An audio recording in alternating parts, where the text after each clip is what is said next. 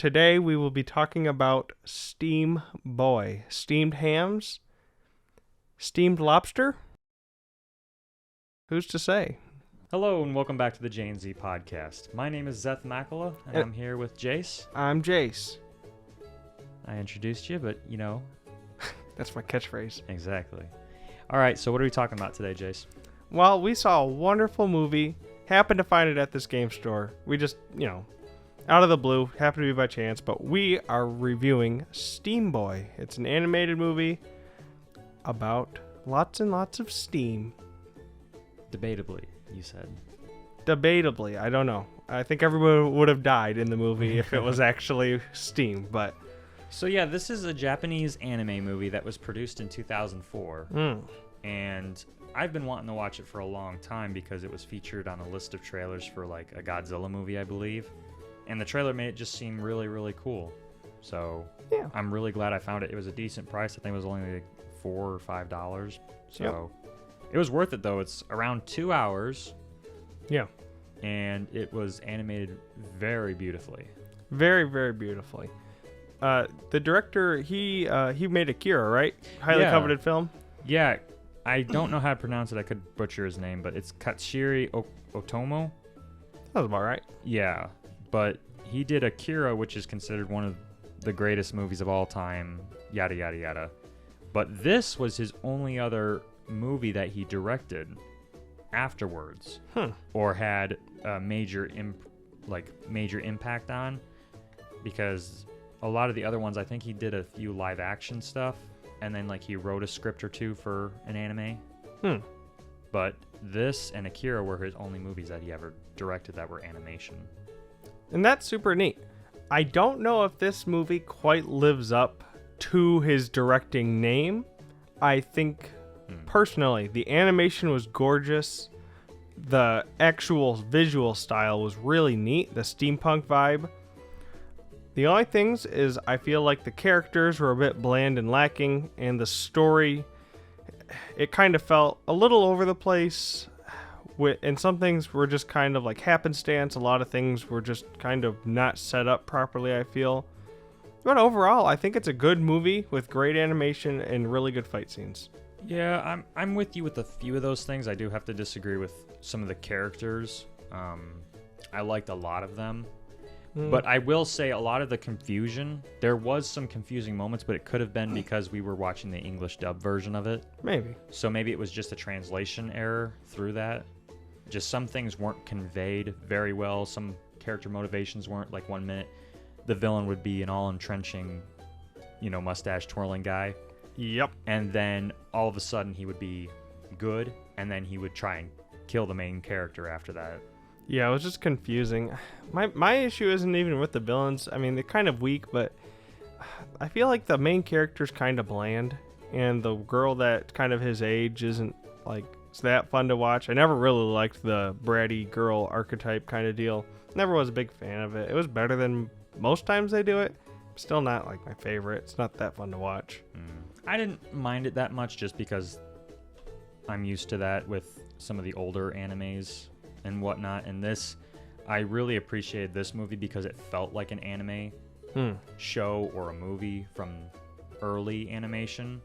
Like the story itself might have been bland for you because you're used to more modern animes, but I'm just not. So I think the simplified story of it, where it's just like a device where they're all trying to get their hands on, I think it worked fine for me. It's fine. It's just the motivations were kind of, the problem is it wasn't set up the way I feel it could have been. They had the intro, which is fine. Them blowing up the ball, the grandpa learning his lesson, more, and it all blows up, hurts everybody. But it kind of was a little underwhelming, I feel, with how they set up, the main character. The main character kid was hardly in the story, I feel. He just kind of was more of a plot device to get from one part to the next. He was always just kind of there. He wasn't super involved. I get it. He had the ball. But why would they give it to him? It doesn't make too much sense. Why would they just not send it to the other guy, And that twist, the twist also kind of was out of nowhere. Because I didn't really know too much about the guy to start with. Like, he wasn't... Like, it would have been different, so... Well, let's talk a little bit about... So there's the two villains, right? His dad and maybe his grandpa, to an extent. They're doing their own thing. They send the ball to the kid saying, hey, don't let this company get their hands on it. Give it to this guy. Well, the guy turns out to be evil, but he's never set up as, like, some, like, grand, like... science should only be used for this or that. He just was kind of like just some science dude that knew his grandpa. I liked it a lot. Well, let's talk a little bit about the story, because right now we're just kind of talking about it. Right. So the story of this movie is it's set in the 18th century, like I think the 1866. Yep. And it's all in England. It takes place in like an alternate universe where everybody sort of has this steam-powered technology already. All of a sudden you learn that this generation of family, a grandfather and a father, are scientists, the Steams, and they invent a device that has like unlimited steam power in like this little ball it's contained. And so they send it to the son, the youngest kid in the family, and they say, don't give it to anybody. Give it to these people specifically, their rivals, you learn later on.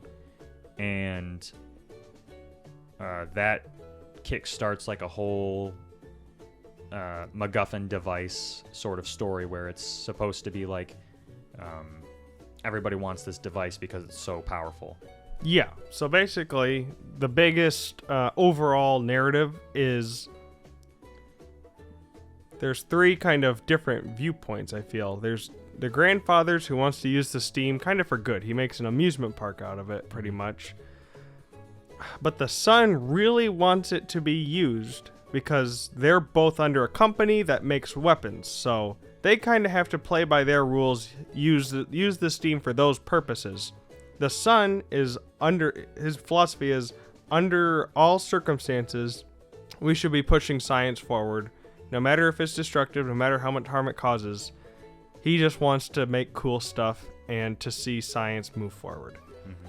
So those two conflicting viewpoints pits them against each other, and the son gets kind of caught in the crossfire. He has to decide which side he's taking, and then there's this whole other villain, which I feel was a bit out of place, but... Yeah, so they have these rivals you learn later on are their rivals to this company, and they're scientists as well. And in the beginning, they're being nice to the kid. They seem to have the same motivations where it's like science is for the good of people, to better oneself, yada, yada, yada. And then once they get the ball... it was actually kind of cool how they did it. Because he's like, the son asks, hey, before I give this to you, what do you feel science is about? And he says, science is to promote happiness. He gives it to him. And then the second that happens, he says, but... He rallies the troops, and you learn that he wanted the ball so he could power his own war machines. Because right after that, he says, science also can be used for power, and power brings security and allows us to make all these things. Mm-hmm. So he's no better than the father. They're both, and then in a strange turn of events, there's a big expo. So they all go to the expo, all the world leaders are there, and the secret of the expo, it's supposed to be for all the scientific advancement, all these discoveries. It just turned into a military demonstration, and then the other team fights the other team. The two scientists fight, and it all goes kind of to chaos. Yeah, I really liked it because there was a ton of familiar vehicles or weaponry. Like you had men in suits of armor, but they were steam powered, so it was a bit like an Iron Man almost. Yeah, it was like an Iron Man suit. But they would have like big bazookas with them.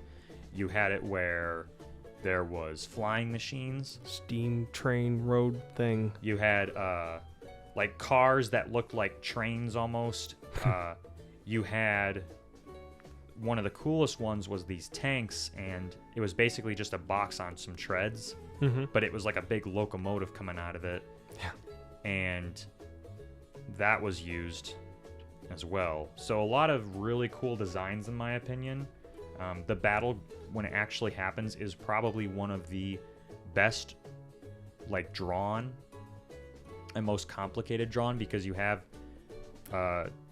in the end, you learn that this random castle that is being powered by these MacGuffin balls that are filled with steam, you learn that it's what's powering this castle, and it ends up at the end being a flying steam-powered castle. Yeah, it was crazy. But these drawings were just incredible because it was very highly detailed. I remember specifically a shot where it starts with a bullet, I believe, and it like kind of ricochets, and then it follows into the castle, and it starts going through like all the gears and such into the heart of the castle, right to the ball, and then it just kind of goes from there. But it was like, there was just tons of shots that were absolutely like, whoa. There was a bunch of 3D shots where they would use CGI to rotate the whole room. It was so cool, but they did such a good job with it. And then the animation would follow, like the characters would still be animated 2D, but they would follow like the pattern of the room. Yeah, for 2004 especially, you see it sometimes. It's garbage most of the time. This was so well done, especially for its time. But one thing that I do like about this movie, before we get into kind of some of the negatives, I like that this was more Disney-esque than it was anything else. This felt like a Treasure Planet. This felt more like an Atlantis. This felt more like, movies of that generation. I always liked those movies. I thought they looked gorgeous, and they may not have always had the strongest whatevers, but I loved the way they were told and set up, and this follows an extremely similar structure. Yeah, you really see the budget of this movie. So, for instance, this was the most expensive budget out of any anime movie at the time in Japan. It cost them $26 million, which was a lot for an animation movie.